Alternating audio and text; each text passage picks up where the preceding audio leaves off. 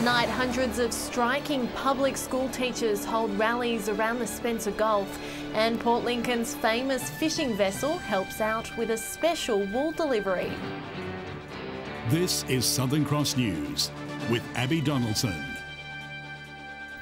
Good evening, thanks for joining us. Teachers across the Spencer Gulf walked off the job and schools shut their doors for half a day today as part of a statewide industrial action. Over 400 local educators joining forces in support of a new bargaining agreement. During school, these educators are determined to do the best for your children. And outside the classroom, they're up for the fight as well. Hey, what do you want? Respect! Hundreds of local teachers walking off the job after unsuccessful negotiations between the state government and the education union. They're very reluctant to engage in meaningful negotiations.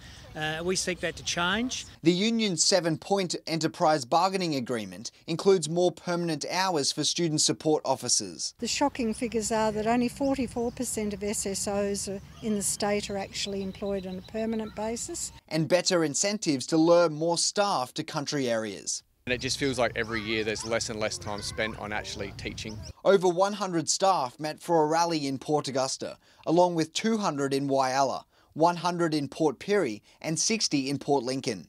Union members marching through the streets to deliver a letter of requests to local member Dan Van Hulst Pelican.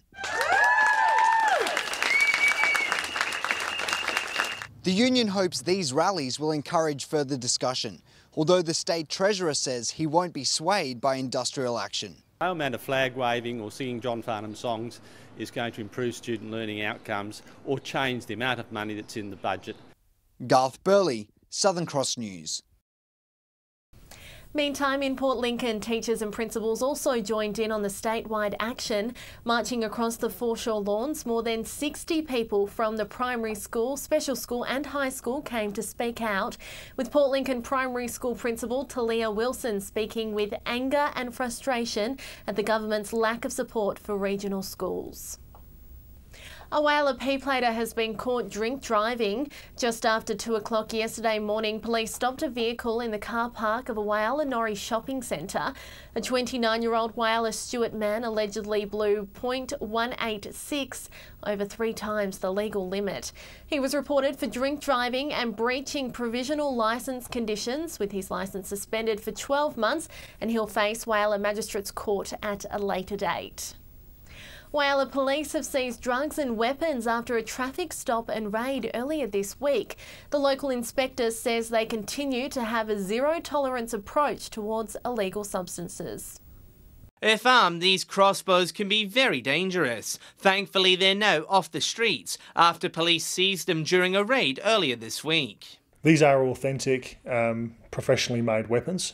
And they've obviously been acquired on the black market. Police came across the weapons following a traffic stop Tuesday night.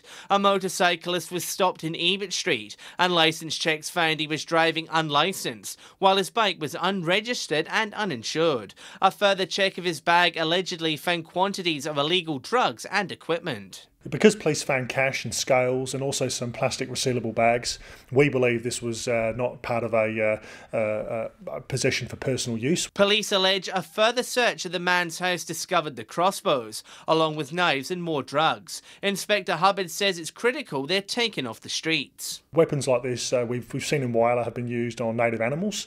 But certainly would do significant damage to a person. A 31-year-old man has been charged with drug trafficking offences and has been bailed to appear in the Whyalla Magistrates Court at a later date. Police are warning this won't be the last arrest they make in regards to drugs and weapons. South Australia Police have a zero-tolerance approach. It's something that we're actively looking for. John Hunt, Southern Cross News. A new animal pound for Broken Hill will finally go ahead, with councillors approving its development application. The new facility will be built near the local airport to avoid noise complaints, with work expected to start in the new year. A plan for a new pound now one step closer. Yeah, look, it's a fantastic outcome. Very happy with that. I mean, it's been a couple of years in the making now, the new pound. At last night's meeting, councillors voted in favour of approving the development application for a new animal pound in Broken Hill. The building will be located near the airport. The decision to have it based there comes after a number of noise complaints were made about the current facility on William Street. We've got a current pound in an urban area across the road from Caravan Park and close to neighbouring houses and motels. So that's obviously you're going to always have a conflict when you've got an operation like a pound built in an urban area or a residential area. The pound will make use of a former refuelling depot and include 20 kennels, a cattery, vet room and offices, as well as dangerous dog enclosures. Mr Ronkin says the project will cost a lot less than original offers received during the tender process. We're probably expecting the price to be around the $250,000, and that's a far cry from when we went out to tender about 12 months ago and was looking at about $1 million was the quote. Work on the pound is expected to start around late January and be completed by June. Patrick Reinke, Southern Cross News. Still to come tonight, with shearing complete for the year, it's time to get the wool bales to market, and Port Lincoln's original tuna boat is lending a helping hand. Hello again. The federal government has extended the period of time that we classify sheep as lamb. It ensures local farmers receive a better price for livestock, along with aligning Australia with international standards. From a lamb chop at Christmas to a late-night gyros, Australians love their lamb. However, when the sheep's teeth break through the gums, the meat is relabelled as hogget, dropping drastically in price and making consumers feel, well, a little bit sheepish. The federal government is seeking to break that stigma. A refined definition of lamb. It's taken over a decade, but I've signed the paperwork. Lamb's a very marketable product. Unfortunately, I don't know why hogget doesn't carry the same kind of status. It probably should. The classification of hogget carries with it a decline in status. After this occurs, it sometimes is mislabelled as mutton, a classification that carries 2/3 the price of lamb. It's hoped the redefining of the animal will financially benefit farmers. And for the consumers, it's hoped there won't be any difference in the taste or quality. The relabel will also be important for our well-renowned reputation on the export market.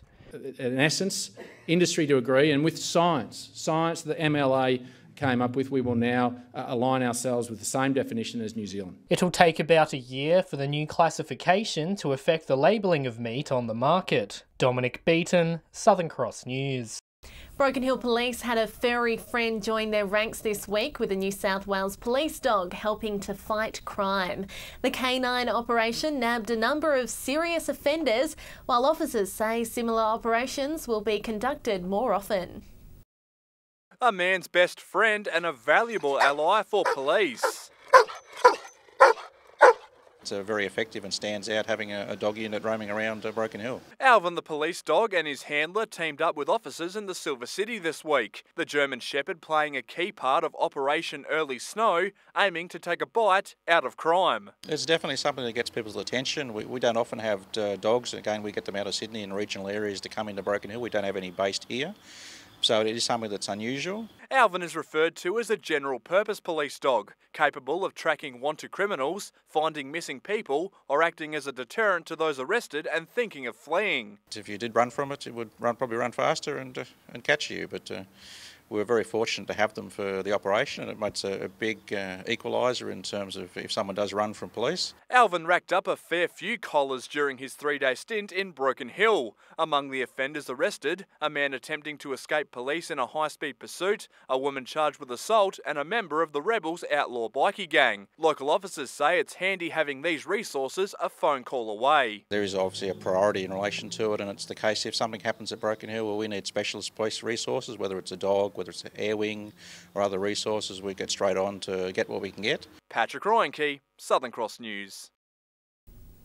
Broken Hill and surrounding townships will be put onto Level 1 water restrictions starting this Saturday. Essential Water made the announcement this afternoon, citing no major inflows into the Darling River as a major factor in the decision. Officials also say local water consumption has increased significantly over the past 3 days. Under the restrictions, residents will no longer be able to water their gardens and lawns between 10 a.m. to 7 p.m. and a full list of restrictions can be found on our Facebook page. Sanjeev Gupta has won yet another award. The Whyalla Steelworks owner was named the Climate Alliance's Business Leader of the Year on Tuesday. The awards recognise efforts by businesses and individuals who show leadership in dealing with the risk and opportunities that climate change presents. This year, GFG has announced it'll invest in a pumped hydro facility in the Middleback Ranges, as well as a 1 gigawatt solar plant. In a statement, Mr Gupta says he's honoured to have won. With shearing complete for the year, it's time to get the wool bales to market. But the owner of a remote island off the Eyre Peninsula coast has to get help from Port Lincoln's original tuna boat for the special delivery. Port Lincoln's heritage fishing vessel isn't shy of being put through her paces. But for this annual trip to the remote Taylor's Island, it isn't for any fishy business. The Tacoma is on her way to collect the wool clip from more than 600 sheep. The pickup, a special favour for island owner Ray Watherston. The way we're doing it now, it gives the Tacoma Preservation Society a job to do. We've been doing it for a number of years now, so we're getting better at it. And you know, the island boys, they, you know, as you've seen, you know, they know what they're doing. For those enjoying the trip on board, it was a chance to get a blast from the past. To be able to get the old wool hook out, push some bales around and see how they brought the wool in from, and nothing much has changed in the last 50 years. The delicate task means these large wool bales can still be delivered to market while the sheep remain on their unique patch of pasture. I decided that, you know, it's easy just to breed the sheep down here and just bring the wool off. That's the only thing that comes off. There's only about 4 islands in South Australia that are doing Flinders, Boston and Taylor's. So yeah, it's a dying or a fading industry on the islands. Islands are just so hard to get to. As for the fleece, who knows where it will end up. Somebody's going to be wearing that in Italy or somewhere when it all finishes up. There's a bit of a story in that. Casey Treloar, Southern Cross News. Port Augusta's Saltbush Motorcycle Group is hoping to bring some Christmas joy for those less fortunate with their annual toy run. Bikes will roar through the streets to collect donations, with over 100 riders expected to take part. In 26 sleeps, Santa's sleigh will arrive on our doorsteps. But this weekend, bikeheads from across the region will use their own vehicles to help bring some Christmas spirit. Nearly all the toy runs are done in the cities, and we assume that most of the proceeds would be handed out in the cities, so we thought, well, why don't we do one in the country? The event is in its 35th year, with riders from all over the state expected to take part. We seem to be levelling out at about 120 each year, which is pretty impressive. Bikes will ride around the streets of Port Augusta, collecting food, money and toys for the most needy. Some years they've received up to 500 gifts. The feedback from the community is really good too. You know, we get a lot of stuff donated by the community. All proceeds will be donated to the Salvation Army, who will offer them to the families doing it tough at Christmas time. The Christmas appeal actually brings hope to families and a level of excitement and joy. The toy run will rev up around 10 a.m. at the Pastoral Lawns and travel around town until 11:30. The Motorcycle Club is encouraging the community to give generously to a worthy cause. I think that's part of the whole Christmas spirit, isn't it? A few weeks of the year we start thinking about others. Garth Burley, Southern Cross News. Well, stay with us after the break. We'll see what's biting around the Gulf and in the weather. Well, summer is almost here and it's going to live up to its name on Saturday. Hot and windy conditions for most centres with the odd shower forecast. I'll have all the local weather details soon. Welcome back. Now it's time for Fish and Tips.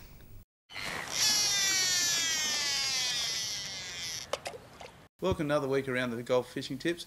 I can't believe at the moment, yellowfin whiting. They tell me at First Creek Bank you're actually pulling in huge yellowfin whiting. Now these fish are better fighting fish than our King George whiting, I'm pretty sure. So just watch your weather, because the patterns have been a bit unusual lately, but chase into the shallows at First Creek, you should get yourself a good feed. The blue swimmer crabs we've been talking that are there in small numbers, but the tippers come in from Port Davis. They are huge out there, so if you actually try around the oval, you should be able to work yourself a good feed as well. G'day and welcome to this week's Fishing Tips from Port Augusta, Jewel North. Well, the weather's been all over the place, but generally after a good blowing nice rain you get some nice fish on the shallow grounds. There are lots of silver whiting around in front of the shacks and also over in the Flinders Channel. Flinders Channel try at low tide over there on the sandbanks, and about knee deep of water, it's always a good bet. Crabs are nice and full of meat. Any of the middle banks, Martridges Bank, Letty, Spit, number 9, seem to be getting them just off to the side in about 8 metres of water or so. Some big flathead getting caught and also some nice garfish around as well. That's all we have from the Jewel North.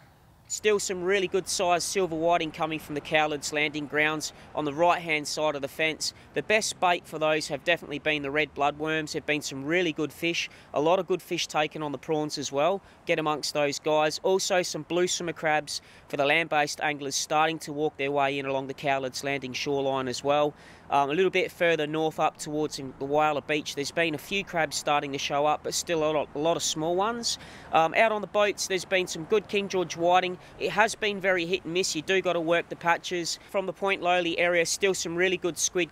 G'day and welcome to Fishing Tips in Port Lincoln. We'll start locally in the bay here in Lincoln, and there have been some squid around over the past week. There have been some whiting down in the proper as well. You have to watch the size in there because there are quite a few small fish mixed among them. Moving up to Louth Bay, there's been some crabs through the bay up there, and also some whiting. They're a little bit patchy, but they are good sized fish up there.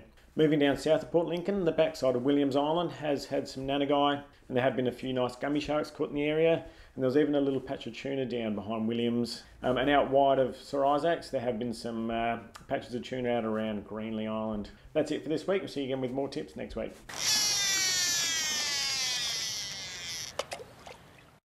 Let's check out what's happening in the weather. It was a mostly sunny day around the Gulf today, Port Augusta reaching a top of 26 degrees. On the satellite, skies are mostly clear across SA under a broad high with patchy high cloud only over the southeast in onshore winds. On the waters to end the week, we'll see easterly shifting northeasterly winds up to 15 knots, seas at 1 metre, and sunrise will be at 6:02 tomorrow morning. And nothing but sunny skies for the last day of spring, warming up too. Port Augusta getting back into the 30s tomorrow. Broken Hill 29 the top, and Port Pirie heading for a top of 28 degrees. All centres could see a shower here or there for the first day of summer on Saturday, but it will be hot with the mercury rising into the 30s. Temps will dip back down into the 20s for Sunday though. Port Lincoln heading for a top of just 22. Cloudy on Monday for Port Lincoln as well. Very hot further up the Gulf for Saturday with the odd shower forecast as well as windy conditions. Port Augusta very hot, a scorching 38 the top for you, Whyalla 35, but temps will drop down quite dramatically for Sunday. Whyalla and Kadina both heading for temps in the mid-20s, and pleasant conditions for Monday, Port Augusta 27 the top. And a similar story here, really warming up for the first day of summer. Port Pirie 37 the max with the odd shower forecast. Windy in Clare on Saturday and temps dipping back down for Sunday. And into next week with a mix of sunshine and cloud forecast. Broken Hill a lovely 26 on Monday. And that's all the local news this Thursday. Thanks for your company. I'm Abby Donaldson. We'll see you soon.